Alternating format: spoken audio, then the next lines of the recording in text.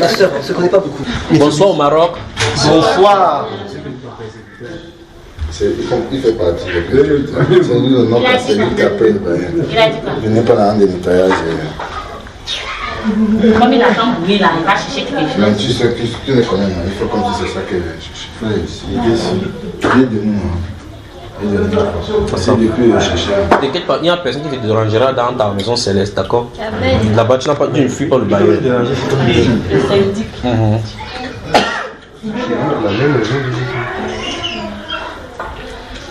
Mais il va dans la maison céleste, c'est pas carré. Arrête-toi. Et ton prénom, ma soeur, c'est quoi? Et c'est Anne Lydie. Anne Lydie. Anne, trait d'union, lady. Ouais. Tu es une lady. C'est plutôt Anne qui est important. Anne Lydie ou Lady? Non, Lydie. Lydie. Lydie. L-I-Y. Y. La marchande de pauvre. Anne Lydie.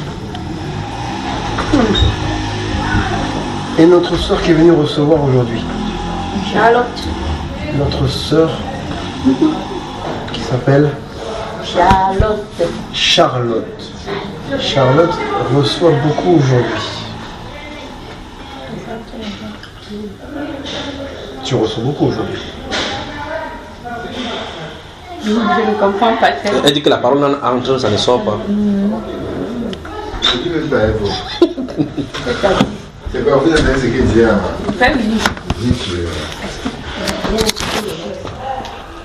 Je suis en train d'expliquer, c'est qu'on est tous là, tous ensemble, et puis tu fais, voilà, dans un groupe, il y a toujours des frères ou des sœurs qui vont recevoir une onction particulière. C'est comme ça. C'est pas parce qu'on est 3, 4, 5, 6, 7, 8, 9, on est 9 adultes, on n'est pas 9 à recevoir la même chose. On peut recevoir un mot, une parole, une phrase, comme d'autres peuvent recevoir du nettoyage. Tu vois ce que je veux dire, différentes choses. Et toi tu vas beaucoup recevoir. Après te dire mot pour mot ce que tu vas recevoir. C'est pas moi qui vais te le dire, en tout cas, si ça me vient à cœur, je te le dirai. Je sais que le frère Melchi, notre lion, est là, et ce week-end, lui, le travail que le Seigneur va lui faire, c'est le futur de tout. Tu vois, ce frère-là, Amen. il faut que cette timidité, cette réserve qu'il a, soit chassée. Amen. Il arrache ça. Puisqu'il a beaucoup de choses en lui déjà. Tu vois, il n'a pas forcément besoin de recevoir. Je ne dis pas qu'il n'a pas besoin de recevoir. Je dis qu'il n'a pas forcément besoin, là, aujourd'hui, ce week-end, de recevoir. Il y a beaucoup de choses en lui qu'il faut qu'il dégage. Voilà. Toi, tu as besoin d'être rempli. Parce que tu es quelqu'un, je vais exagérer dans mes propos, tu es quelqu'un qui est vide. Je ne dis pas que tu es morte, je ne dis pas que tu es dans un état néant. Je dis que tu as la réserve que Dieu a mis en nous, à chacun de nous, la tienne est vide. Donc il va commencer à la remplir. Amen. C'est comme les enfants.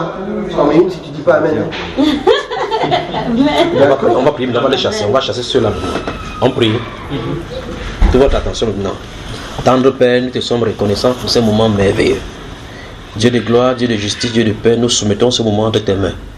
Merci pour nos frères qui sont venus de Bordeaux pour nous rassembler dans cette maison. Merci pour cette maison de notre frère Pierre qui t'accueille ici, oh Dieu. Nous soumettons ce lieu entre tes mains et que ta volonté seule s'accomplisse dans chacune des vies ici maintenant. Au nom du Seigneur Jésus-Christ. Amen. Amen. Prenez la Bible, il faut qu'on partage un instant. Maintenant. Vous êtes d'accord avec moi?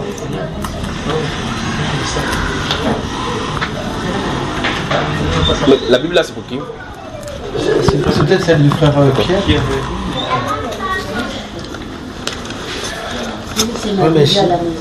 Bonsoir au Maroc. Bonsoir. Mais vous avez souvent les Bibles dans votre cellulaire, non? On va lire 2 passages seulement. On va parler 2 ou 3 passages selon que le Seigneur veut. Et il va avancer.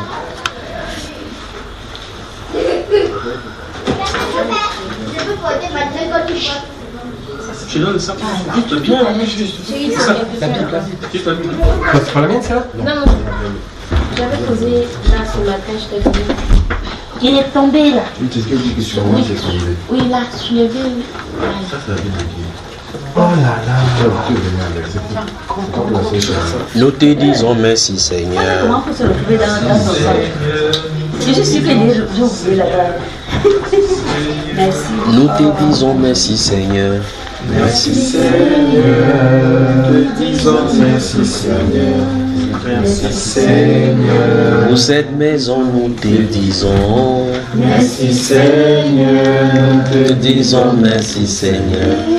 Merci Seigneur. Nous allons prendre 4 passages qui vont nous servir de base de la conversation que nous allons avoir maintenant. Au courant ou bien à la fin de la conversation, je vous dirai pourquoi, ce qui s'est passé ici et ce qui est affiché et ce qui est censé venir. Je vous dis ça, d'accord? Vous êtes avec moi? Maintenant, ouvrons, on va lire respectivement le psaume 133, puis 1 Corinthiens chapitre 15, verset 33, puis on va lire 2 Timothée, d'accord? Et on va lire Actes des Apôtres. Donc on va les lire là-bas, on va les 4 passages qui vont nous servir de base. Vous y êtes? Nous allons lire le psaume 133. Psaume 133. 1, 3, 3.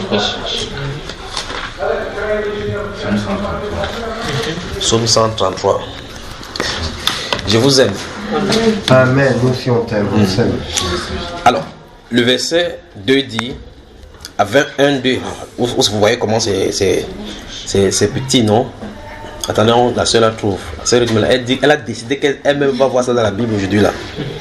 Parce qu'il faut qu'elle soit vigilante. On y va?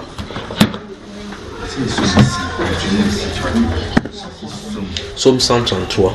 Bonjour au Maroc. Bonjour au Maroc. Bonjour Fajir. Ici le quartier, ici on appelle ça quoi? Au lait de maître. Au lait de maître. Au lait de maître. Ok.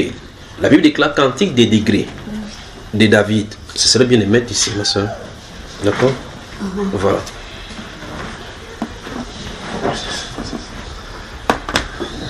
Écoutez. Écoutez bien. Voici. Oh! Qu'il est agréable. Regardez. Nous sommes dans Psaume 133, verset 1. Cantique des degrés. Vous savez les degrés, n'est-ce pas? Les degrés, c'est ceci. Vous savez les marches. Les marches, quand on marche dans les escaliers. Donc, si on veut monter les degrés, on monte les degrés en chantant les cantiques. Et si vous montez les escaliers, vous montez forcément, vous quittez du bas vers le haut.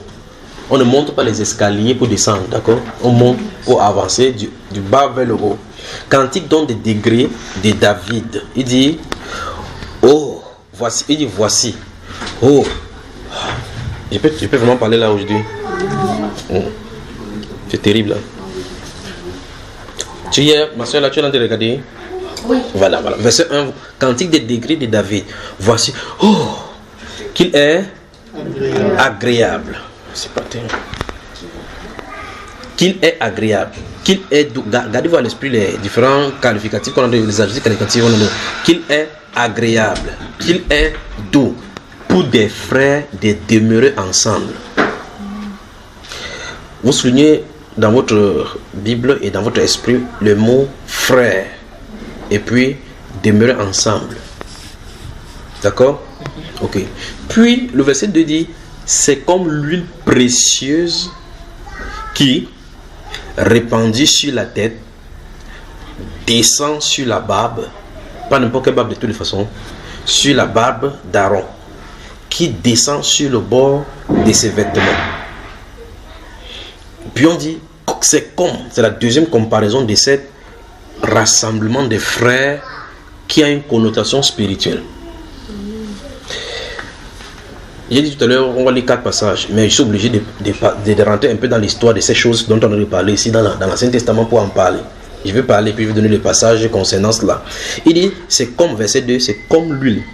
Qu'est-ce qui est comme l'huile? Il est, oh, voici qu'il est agréable, qu'il est doux pour des frères de demeurer ensemble. Donc le frère, des frères de demeurer ensemble. C'est agréable de cette façon, c'est doux à la manière de l'huile précieuse qui, répandue sur la tête d'Aaron, descend sur la barbe d'Aaron, qui descend sur le bord de ses vêtements. Je veux que vous regardez là, on verse l'huile. On va voir cela. Si vous permettez, vous pourrez lire.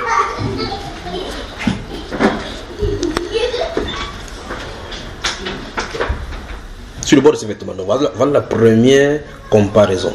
C'est comme la rosée de l'Hermon. Maintenant, l'Hermon, c'est une montagne à l'opposé de l'Arabie. C'est comme la rosée de l'Hermon qui descend sur les montagnes de Sion. Donc, Sion est arrosé à cause de l'eau qui sort sur la montagne, sur quoi, si l'Hermon. Et l'Hermon, vous voyez effectivement, l'Hermon, les sources d'eau qui coule à gauche et à droite, elle descend pour couler dans Israël. Quand vous regardez là, si vous regardez depuis le haut, c'est comme quelqu'un a mis ses doigts comme ça et met la montagne à côté et fait un tracé comme ça. Ça quitte de la montagne, les coups d'eau vont de gauche à droite et ça se rencontre pour parcourir à l'intérieur d'Israël. Le doigt de Dieu a tracé le coup d'eau. Souvenez-vous cela, celui qui ferait le chemin à l'eau pour que l'eau puisse couler. On y va. Il dit c'est comme la rosée de l'Hermon qui descend sur les montagnes de Sion. Écoutez, car c'est là que l'Éternel envoie la bénédiction, la vie pour l'éternité. Amen. Ok, maintenant on va remonter.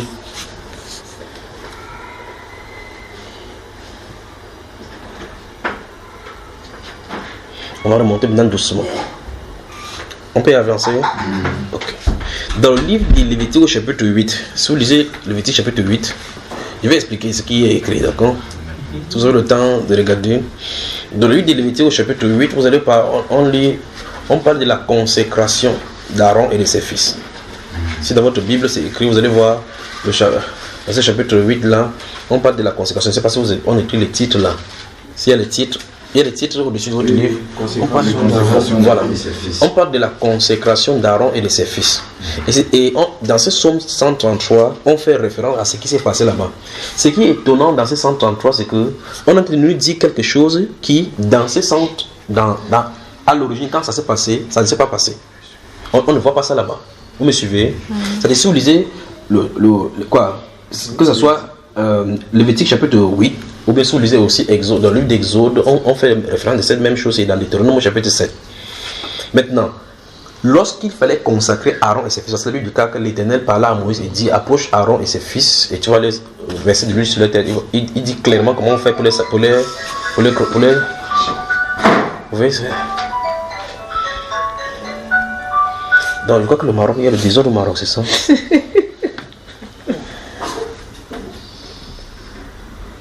On y va? Ok.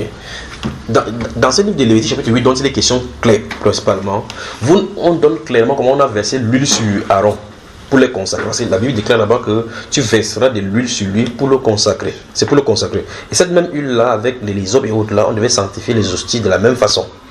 Mais ici, on nous dit dans le psaume que cette huile-là coulait sur sa barbe. Le renseignement dit couler sur sa barbe ne se trouve nulle part dans la formule de consécration. On nous dit seulement que l'Éternel Moïse fit ce que l'Éternel lui avait demandé. Il versa de l'huile sur la tête d'Aaron et le consacra. Puis David vient par le Saint-Esprit dire ce qui s'est passé. Je ne sais pas si vous me saisissez. Dans Lévitique, on n'explique pas que l'huile était descendue sur sa barbe. On n'explique pas que c'était tombé sur ses vêtements. C'est longtemps plus tard, plus de 2000 ans, que David vient expliquer que le jour qu'on avait versé ça, c'est descendu sur sa barbe. Il nous donne le renseignement qu'Aaron avait la barbe, comme le frère là. Ouais, comme le frère là. Vous voyez? Alors donc, ça veut dire qu'on versait, ça coulait sur sa barbe.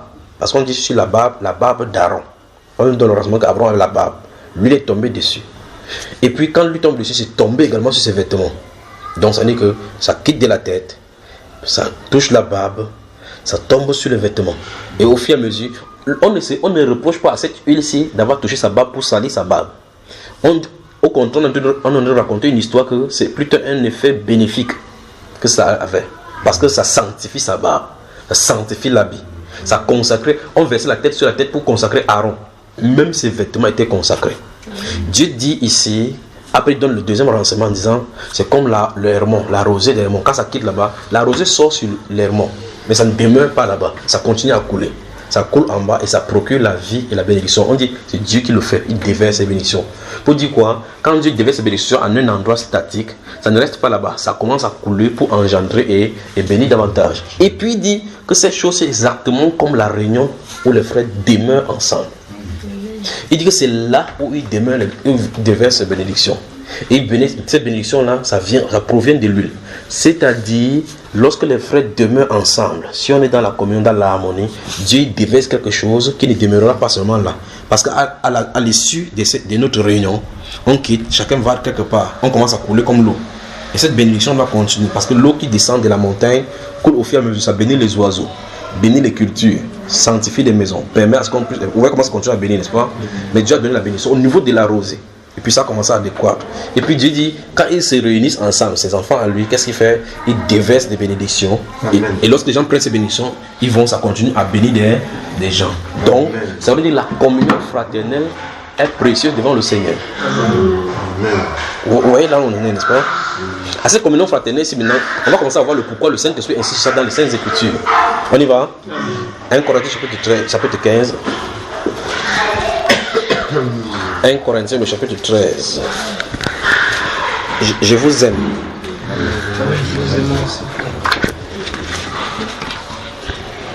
Chapitre 15, c'est ça? Chapitre 15, le verset 33.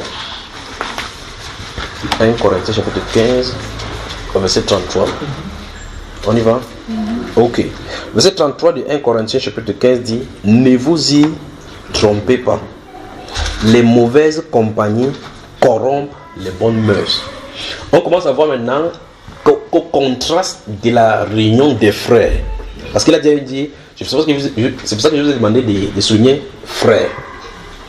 Ça veut dire, Dieu a dit, c'est au milieu des frères, lorsqu'on communie ensemble, on demeure ensemble. Regardez-vous le mot demeurer, parce qu'on pourrait y travailler si le Seigneur le permet dans un autre domaine. Il dit si on demeure ensemble, il déverse ses bénédictions. À cet enseignement, à cet autre verset, on explique que les mauvaises compagnies corrompent les bonnes mœurs. Donc si on est constamment, si vous allez dans la nature, là-bas vous rassemblez avec les gens, comme les femmes par exemple dans les salons de coiffure. Quand les femmes vont dans les salons de coiffure, vous imaginez tout genre de perversions qui peut s'y passer, des commentaires qui se passent là-bas. Dieu dit, ne vous y trompez pas, les mauvaises compagnies corrompent les bonnes mœurs. Or, lorsque vous allez vous asseoir une fois, la corruption de tes mœurs ne vient pas automatiquement. Tu sembles ne pas voir ça à premier coup. De la même façon, quand vous restez sur place, dans la communion fraternelle, vous pouvez ne pas voir les bénédictions de l'onction là. Et au fur et à mesure, comme on est en train d'aller, on continue à bénir les gens. Et nos vies également sont bénies. De la même façon, vous vous rendez compte que avant d'être en contact avec quelqu'un, vous étiez bien. Quand vous allez en contact permanent avec cette personne, vous commencez à quitter leur présence, la corruption continue à engendrer, à aller sur votre chemin. Donc en réalité, soit on est réunis pour se faire corrompre, soit on est réunis pour s'édifier. Vous voyez cela? On avance vraiment. Vous allez voir ces choses-là qu'en réalité, il y a deux styles, d'après la Bible, il y a deux styles de réunion de communion. La réunion de communion de corruption et la réunion de communion de vérité et dans la sainteté pour demeurer dans les bénédictions. Voilà les deux styles de réunion que nous avons dans les Saintes Écritures. Et donc ça nous permet donc d'avancer plus tard dans le livre de 2 Timothée. On y va? 2 Timothée. 2 Timothée. Je me sens vraiment bien au Maroc. Amen. 2 Timothée, vous y êtes? Quand on sera chez le couple de l'autre côté là maintenant, il faudrait déployer maintenant le deuxième acte de pourquoi je suis ici. Vous vous souvenez de ce qui s'est passé hier, non? Vous vous souvenez bien? Très bien. Comment? Ça remplit. 2 Timothée chapitre 2.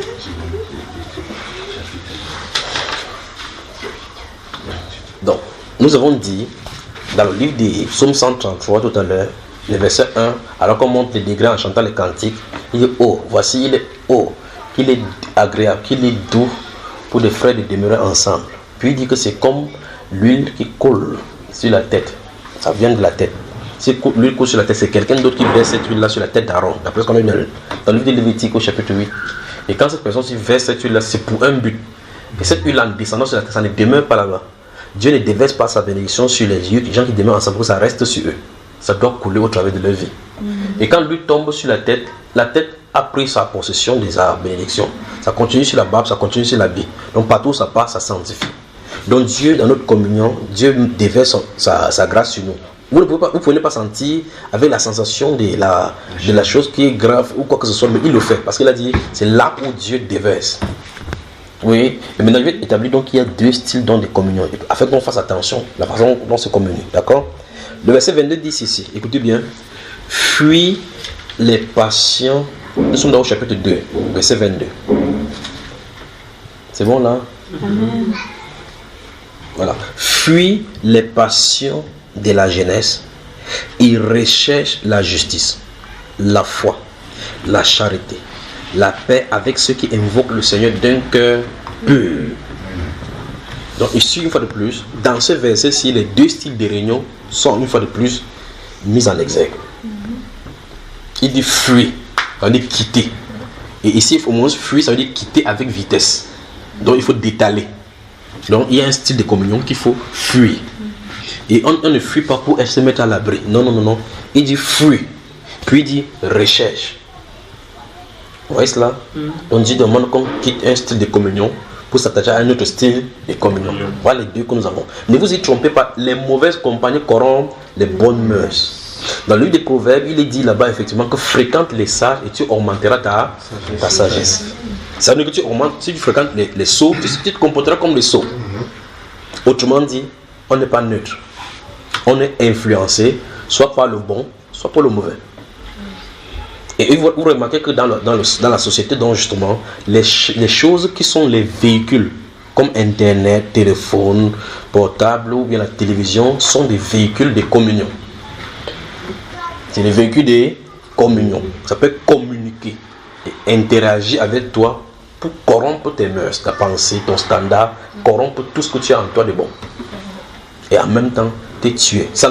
Le vrai problème, c'est à petit feu. Tout comme j'ai dit tout à l'heure, quand vous êtes au milieu chrétien, et le même principe se passe que vous soyez dans le bon ou dans le mauvais. Quand vous soyez là, vous pouvez dire pourquoi depuis il y a pas de prophétie sur ma propre vie? Dieu dit, quand lui la descend sur la tête, ça descend sur la barbe, ça descend là-bas, ça bénit. Et il a dit ça, comme il a dit, ça va descendre et ça va bénir ainsi. Amen. Vous avez moi, hein? De la même façon, quand vous commencez à aller, vous pouvez aller, pour ceux qui fument les chanvres. Les gens n'ont pas commencé, ils ne sont pas nés fumer les chanvres. Ils ont été avec quelqu'un qui fumait les chanvres. Et puis un de ces jours, les gars disent, essaye voir, ça fait du mal, tu fais premier coup, et puis et tu prends. Les gens ne sont pas nés, ils buvaient la bière. Il y a des gens qui ont dit, je ne bois pas la bière, je ne bois pas la bière. Vous savez, c'est comme l'un des camarades de mon ami, de mon épouse que j'aime beaucoup. Quand ils étaient dans leur jeunesse, ils partaient, ils appelaient ça BT. C'est pas BT. Mais pourquoi on dit BT alors? Boîte de nuit, non? BT. Boîte. Ah, boîte. Boîte. Ok, BT. Bon, c'est maintenant que je me rappelle. Parce qu'ils disaient BT. Alors, donc, ils partaient à BT. Elle, là, celle-là, elle n'aimait pas trop y aller. Donc, même quand ils partaient, vous savez, on fait par suivisme. Comme c'est une effet de camaraderie, je dis avec mon épouse, elle n'est pas née sainte. Souvent, il raconte ma part. C'est sa part. C'est ma part qu'il raconte. Il dit ça parce que chaque fois, c'est l'une de ses camarades que j'aime beaucoup. Beaucoup. Souvent, on dort chez elle. Elle nous regarde, nous apprécie beaucoup, connaissant donc son ami, puisqu'elle se connaît donc longtemps avant moi. Et puis donc, je cause avec elle. Et on l'appelle, hein, je cite ton nom, X. Mais comment tu ne quittes pas là-bas? Elle dit, c'est pas toi qui m'avais amené là-bas. Tu vois donc, d'après l'histoire, je ne sais pas si c'est de cette façon-ci, elle n'aimait pas la boîte de nuit. Je parle parce que nous sommes en train de parler de la corruption. Et le fait que justement, ça peut venir à petit bout. Elle, initialement, elle n'aime pas les boîtes de nuit. Celle-ci, alors, elle aimait les boîtes de nuit. Je ne sais pas pourquoi elle aimait les boîtes de nuit, mais le moment où on va faire son témoignage, bientôt on va suivre son témoignage. Et puis, la grâce de Dieu vient sur grâce. Elle quitte les boîtes de nuit. La personne qui l'avait amené en boîte de nuit, qui ne voulait pas, ne veut plus sortir. Qu'est-ce qui se passe? Vous voyez, quelqu'un qui initialement n'en voulait pas, a pris goût au point où la personne qui l'a amené a dit, c'est moi qui t'ai amené ici, non, sors, il ne veut plus sortir. Mauvaise compagnie corrompt les bonnes mœurs. Vous voyez cela? Entre-temps, le déclin de celle-ci de la boîte de nuit a commencé quand elle est venue. Dès qu'elle s'est présentée, elle est sortie du taxi, on s'en parle, bien emballé là. Le gardien a dit, oh, bien, bonne arrivée. Et puis le Saint-Esprit met quelque chose dans le cœur, dit, donc dans la boîte de nuit, on te connaît, jusqu'à ce que même les portiers te connaissent. Donc ça dit que tu es ta vie est cimentée dans les boîtes de nuit. Non. Où est-ce que je m'en vais là? Et le déclic commence. Vous voyez cela? Comment on peut me connaître jusqu'à ce que en boîte de nuit, le gardien me connaisse? On n'a plus besoin de payer. Donc on n'a plus besoin de payer. Ça veut dire que vous savez, sécurité, justement, elle ne paye pas parce qu'on la connaît déjà. Si on te connaît dans un endroit, ça veut dire que tu es habitué. Bonsoir. Ça va toi?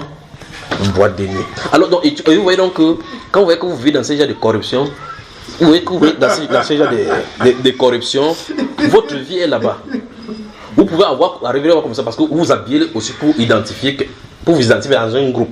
Parce que ce sont les effets sociétals. Vous vous habillez, vous identifiez un groupe. Quand vous allez vous asseoir là-bas, vous savez que votre habillement va faire comme si on va vous donner un jus. Vous voyez, vous calculez les gens. Vous ne vous habillez pas n'importe comment parce que votre style d'habit vous indique d'aller dans un style de comportement. C'est pour les femmes. Alors, quand elles portent une mini-jupe, écoutez bien, j'en ai m'adressé là maintenant. On croise un peu le pied, que la cuisse soit un peu dehors. On décale un peu comme ça pour que la personne qui est là-bas est froide. Quand on fait comme ça, un barbu vient passer à côté de toi. Tu regardes comme ça, tu regardes comme ça. Même sur le salaire, c'est pas toi qui regarde parce qu'elle t'a déjà mesuré ton portrait, ne donne pas le style d'argent qu'elle veut. Elle cible les blancs. Alléluia. Amen. Point quelqu'un dit les mauvaises compagnies corrompent les bonnes mœurs. Les mauvaises compagnies corrompent les bonnes mœurs. Dit fuis les passions de la jeunesse. Fuis les passions de la jeunesse. Et recherche la joie, la paix, l'amour. Pas avec n'importe qui. Avec ceux qui invoquent le Seigneur. Avec ceux qui invoquent le Seigneur. D'un cœur pur. Amen. Amen. Donc ça vient petit à petit. On dit l'appétit vient en mangeant. Tu vas une fois, j'imagine que sa camarade ici est allé en boîte de nuit approcher première fois. Vous allez là-bas, c'est là où vous comprenez effectivement que si vous êtes des dieux, vous arrivez quelque part, vous ne savez même pas pourquoi vous êtes là. Vous faites des choses, ce n'est pas par conviction. Même si les filles vont coucher avec vous, couchez à l'intérieur de vous, votre propre intérieur, c'est que vous avez fait quelque chose qui est sale. La conscience vous appelle que c'est sale. Mais la chair vous dit fais ça, essaie de t'éteindre, essaie de t'éteindre. Ça ne s'éteindra pas, le Saint-Esprit viendra en charge. Les mauvaises compagnies corrompent les bonnes mœurs. Ce sont des choses que lorsqu'on pratique, lorsqu'on y regarde maintenant en arrière, on a envie. Maintenant, écoutez bien, on a envie de faire tout pour effacer ce passage pour nous regarder derrière. C'est le temps que si on te présente ça sur l'écran, tu vas baisser la tête comme ça pour dire qu'est-ce que j'ai fait. Parce qu'on s'est embourbé dans la boue au point où, si c'était à recommencer, on ne recommencerait plus.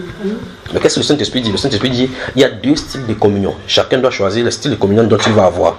À toutes les communions, il y a des bénédictions qui se passent. Bénédictions maléfiques pour corrompre, pour ceux qui sont dans la communion de corruption, dans de mauvaises compagnies. Bénédictions maintenant. Et les bénédictions de Dieu sont éternelles. Et ça n'a pas de fin parce que ça peut prendre tout genre d'embûches. De la même façon comme quelqu'un qui va seulement dans la boîte de nuit pour communier avec ceux de la boîte de nuit. Vous pouvez sortir là-bas, on vous viole. Et beaucoup d'autres personnes sortent de la boîte de nuit, on les viole, elles ne disent pas. On te viole, la maladie entre, avec la maladie ça entre, et puis désormais, quand tu possèdes qui porte le sida, tu vois, la personne dit ok, comme on m'a donné le sida, j'avais décidé aussi maintenant de donner ça aux hommes. Parce que ça n'a pas commencé sur moi. Où est-ce qu'on en est?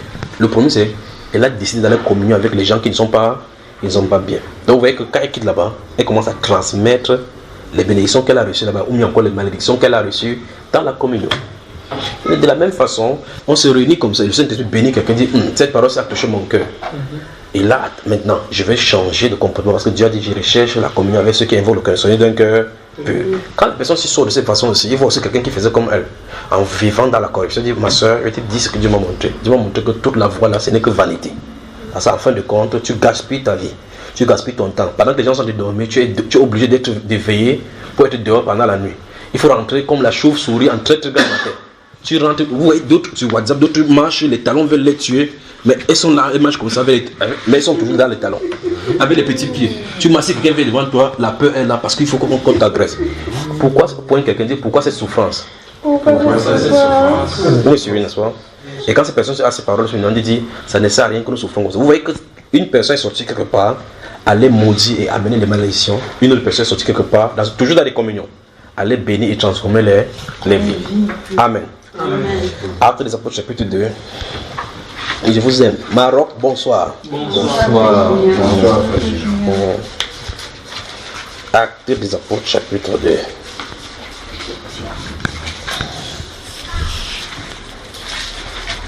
Les femmes ont pris le corps comme des sources, comme les boutiques qui ne paient pas des impôts, mais comme des boutiques qui sont censées être utilisées pour les bénédictions.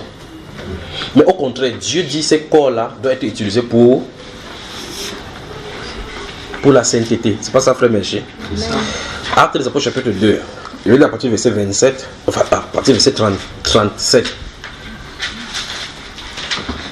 Actes des Apôtres chapitre 2, à partir du verset 37, vous y êtes? Après avoir entendu ces discours, ils eurent le cœur vivement touché. Et il dit à Pierre et aux autres apôtres, hommes frères, que ferons-nous?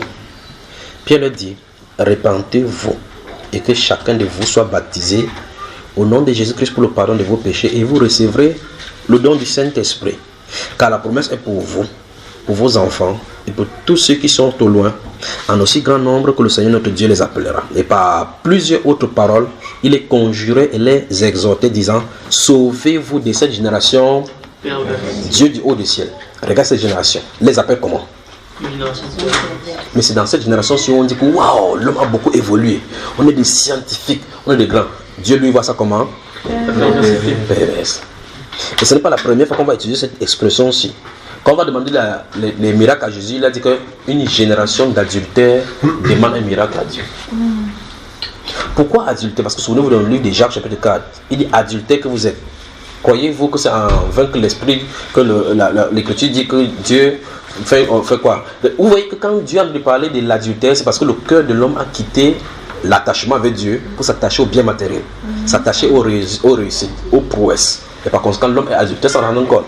Or, quand l'homme va le lire, ça il va quoi? Peut-être que non, je n'ai jamais trompé ma femme. Mais tu trompes Dieu. Parce que la relation entre toi et ta femme, c'est le symbole entre toi et Dieu, la fidélité. Dieu s'attend à la fidélité. Que la fidélité, qu'on soit lié à lui dans la fidélité. Qu'on ne le trompe pas. Et la Bible déclare donc, si quelqu'un aime le monde, l'amour ne prenne point en lui. Donc ici il dit, verset 40, il dit, et par plusieurs autres paroles, il les conjurait et les exhortait, disant, sauvez-vous de cette génération perverse. Quand Pierre dit ici, il y a toute une population qui sont sortis dans 19 nationalités différentes, qui sont venus se rassembler à Jérusalem. Il dit, sauvez-vous de cette génération perverse. Là, c'est tout des scientifiques, des grands-papas, des théoriciens, tous les gens de tout genre de tout genre de nationalités. Mais il dit, sauvez-vous de cette génération perverse. Parce qu'il avait le message du salut. Il fallait croire au Seigneur Jésus. Et là, il a s'adressé aux gens qui n'ont pas cru au Seigneur Jésus. Il veut par là dire que si quelqu'un ne croit pas au Seigneur Jésus, même si tu es n'importe comment bon, n'importe comment, il n'y a pas de moyen pour toi d'être sauvé. Regardez bien ce qui va arriver. Ceux qui acceptaient sa parole, verset 41, ceux qui acceptaient sa parole furent baptisés. Et en ce jour-là, le nombre des disciples s'augmenta d'environ 3000 âmes. Je suis arrivé quelque part sur nous, ce qu'on a de voir. Ils persévéraient dans l'enseignement des apôtres. Allons-y. Dans la communion fraternelle, oui, dans la fraction du pain et dans les prières. Donc nous voyons la communion fraternelle. Donc ça veut dire que tout à l'heure en haut, il a prêché, les gens ont eu peur. Ils ont dit, qu'est-ce qui se passe? Il dit, voici la solution, repentez-vous. Dès qu'ils se repentent, ils se font baptiser au nom du Seigneur. À cet instant-là, ils appartiennent à une communauté fraternelle. C'est ce que la Bible déclare. Parce qu'il a dit, sauvez-vous de cette génération perverse. Ceux qui acceptaient sa parole furent baptisés en ce jour-là. Ils sont devenus quoi, les disciples? Environ 3000 ans. Il dit persévérer dans les enseignements des apôtres. Donc, quand ils ont été sauvés, baptisés donc, et par conséquent, on a commencé à leur enseigner donc ce qu'il faut faire de nouveau dans leur nouvelle vie où ils sont entrés. Et on les appelle donc, on dit communion fraternelle, un partage entre les frères. Dans cette communion fraternelle, donc c'est là où Dieu dit exactement, comme on a lu dans le psaume 133, que c'est là où Dieu devait ses bénédictions. Amen. Amen. Alors je ferme donc la Bible. Je dis ceci. Il faut que chacun sache dans quelle communauté il se trouve, ou encore dans quoi il communie. Sachant que dans chacune des communions que vous êtes, sauf il n'y en a que 2 styles de communion. Tu ne peux pas fuir les frères et être seul. Ça ne peut pas marcher. Parce que Dieu dit que voici là où je déverse là. Amen. Amen. De la même façon, comme il n'y a pas de frères chrétiens seuls, solitaires, aussi vrai, il n'y a pas de bandit qui soit seul. Tu dois voler quelqu'un. Tu dois voler quelqu'un. Et tu exerces en fonction de quelqu'un. Les bandits voient des films, ils voient des films d'action, des films de grands bandits, ils viennent appliquer. Donc vous voyez que le véhicule ici, maintenant pour lui, devient le film qu'il voit comme une manière de corruption. Il corrompt son mœurs. Avant de venir tuer pour prendre le couteau, c'est pas normal qu'un être humain prenne le couteau. Toi, tu ne peux pas prendre le couteau pour blesser ton mari. Parce que l'être intérieur est aiguisé à l'amour. Mais quand il voit faire cela, pourquoi il fait? Il prend la drogue, il se fume la drogue pour ne pas voir quelqu'un devant lui comme un être humain. commence à voir les gens comme un animal. La corruption d'abord intérieure, afin d'extérioriser donc les conséquences donc, de ces corruptions. Vous voyez une fille va en boîte avec de gros talons. Vous voyez, ses talons sont debout comme ça là. Vous voyez ses mollets comme ça. Elle croise les pieds dans de fumer la cigarette. Dans ce milieu là, c'est quand tu fais comme ça, quand on dit que tu vois c'est une femme. Mais une femme, de l'autre côté, c'est une femme qui se couvre, se préserve et n'ose pas se pavaner n'importe où. Vous voyez, la corruption dans un côté, la sainteté dans une autre. Que Dieu bénisse sa parole et que le peuple du Maroc dise Amen. Amen. Bonne soirée. On est terminé. Maintenant, vous savez pourquoi je l'ai dit? Parce que je nous ai vus tout autour assemblés comme ça. Et puis j'ai dit, je voyais quelque chose s'est déroulé depuis de ce coin-ci. Ça avançait là-bas, ça avançait là-bas, ça avançait là-bas tout autour de nous. Et puis ça revenait. Et dans la communion fraternelle, Dieu circule au milieu de nous. Amen. Bon, je voulais aussi dire quelque chose. Apparemment, quand le frère a parlé du frère parfait, il y a eu comme si la photocopie de ce qu'est venu. J'avais là vu ça. Que ça s'était assis comme ça, n'est-ce pas? Exactement. Net, elle a touché. Je ne sais pas où c'est le Belgique là. Elle a net de la photocopie. C'est revenu. Le flash est venu. Amen. Amen. Dieu est précieux. Amen. C'est ton jour.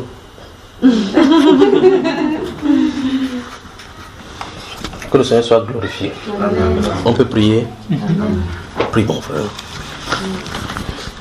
Seigneur, merci infiniment pour ce moment, pour cette communion que tu nous as encore donnée aujourd'hui, Seigneur. C'est pour la gloire de ton nom que nous nous réunissons. C'est pour ton nom, ô Dieu, que nous partageons ce moment ensemble. Merci parce que tu es toujours présent et que tu es présent en ce moment.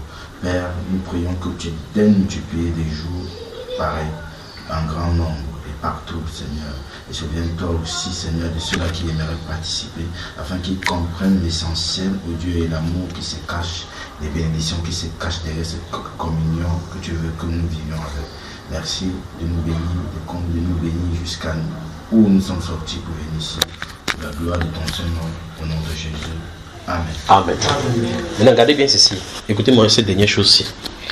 Lorsque l'être humain sur la terre est en train de marcher, la Bible déclare malheur quiconque essaie sur la terre de dérober ses desseins à l'Éternel. C'est vrai dire quelqu'un qui fait ses projets sans Dieu.